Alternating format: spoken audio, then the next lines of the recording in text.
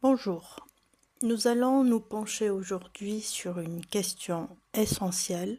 Qu'est-ce que vous devez laisser derrière vous pour avancer? Si vous êtes à un carrefour de votre vie et que vous sentez le besoin d'avancer, mais qu'il y a quelque chose qui vous freine, ce message est pour vous. Restez bien avec moi jusqu'à la fin de ce podcast. Cette séance est un processus complet. Après la guidance, je vous proposerai un protocole de libération avec une question d'auto-coaching précise pour identifier vos blocages et ensuite une action d'ancrage concrète pour sceller ce renouveau. Pour cela, munissez-vous d'un carnet, d'un stylo et d'une bougie. Inscrivez la date, le titre de cette séance et notez les phrases qui vous impactent. Ce qui vibre en vous aujourd'hui prendra tout son sens au fil de votre cheminement. Sachez que vous n'êtes pas ici par hasard. Si vous êtes là, c'est que forcément à l'intérieur, il y a une guidance pour vous. Le tirage que j'ai sous les yeux est assez particulier, marqué par beaucoup de heurts, et on comprend tout à fait la nécessité de laisser derrière vous quelque chose pour pouvoir avancer. Car là, autant les colonnes de la droite et de la gauche sont assez chargées en émotions d'insécurité, de peine, de chagrin et de destruction, autant la colonne centrale vous parle d'une réelle possibilité d'avancer, d'enclencher un nouveau cycle et de retrouver l'harmonie et la paix émotionnelle auxquelles vous aspirez et qui vous font défaut actuellement.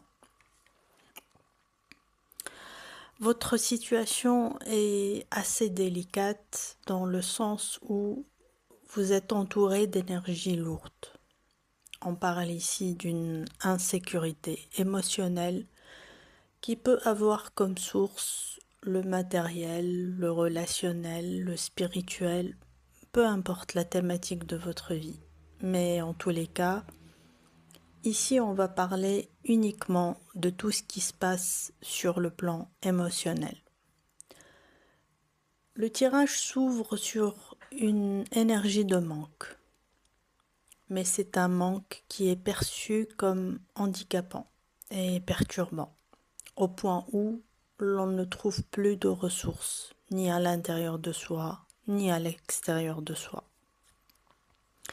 D'ailleurs, si cette description résonne avec ce que vous traversez en ce moment, n'hésitez pas à poser un mot ou un symbole en commentaire. C'est une première étape pour reconnaître votre situation et ne plus la porter seule.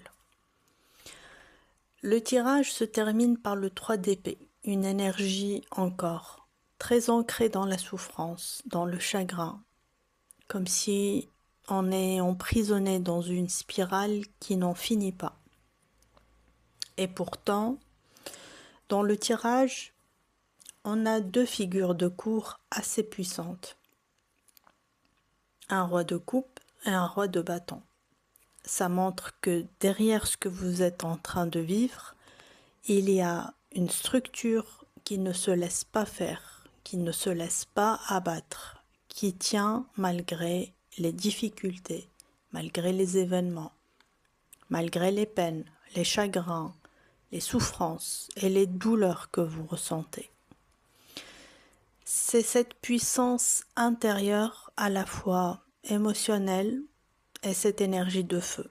On a deux énergies ici, une énergie de feu et une énergie d'eau assez puissante, qui ont la possibilité d'enclencher le mouvement de cette roue de fortune qui va vous faire avancer. Mais pour que cette roue de fortune soit enclenchée, il y a un dernier acte à vivre ou à subir. Ce n'est pas un acte paisible, ni joyeux, ni facile. C'est une colonne assez perturbante et bouleversante. La maison Dieu et en dessous, le 3 d'épée. Ici, il y a quelque chose qui doit s'effondrer. ce n'est pas quelque chose de dramatique quand on le regarde de plus haut, mais quand on est dans une situation de précarité émotionnelle comme vous l'avez actuellement, ce n'est pas un événement paisible, mais c'est un événement salvateur. La maison Dieu arrive quand les bases sur lesquelles ces fondations sont bâties ne sont pas solides. Et c'est votre cas actuel. Votre porte de sortie pour avancer, c'est de laisser cette fondation tomber, quitte à devoir réparer, consoler et guérir un cœur en souffrance. Ce n'est pas rien, c'est pas facile, mais vous avez tous les atouts pour le faire. Vous êtes capable de le faire. Vous avez tous les outils, tous les moyens, la structure, la force et le feu. Allez chercher l'équilibre intérieur. Allez chercher le feu intérieur. Il y a une force en vous, une structure profonde qui va vous permettre de rester debout malgré tout ce qui s'écroule autour de vous. Comme je vous l'ai annoncé au début de cette séance, nous allons maintenant passer à votre travail personnel. Prenez votre carnet. Regardez avec lucidité ces fondations qui tremblent. Posez-vous cette question en toute honnêteté, sans filtre et sans jugement. Si je savais que cet effondrement n'est pas une fin, mais la libération d'une fondation fragile qui ne pouvait plus me porter, qu'est-ce que j'arrêterais de retenir à bout de bras aujourd'hui? Je vais vous mettre cette phrase, cette question dans la partie légende. Vous pouvez mettre la vidéo sur pause et aller prendre le temps d'écrire. Est-ce une relation? Est-ce que c'est une peur? Est-ce que c'est une image de vous-même qui ne vous correspond plus? Notez ce qui vient. En écrivant ces mots, vous commencez déjà à desserrer les dos. Vous ne subissez plus l'effondrement. Vous l'accompagnez pour laisser la place à quelque chose de plus solide, de plus vrai. Prenez vraiment votre temps pour répondre à cette question.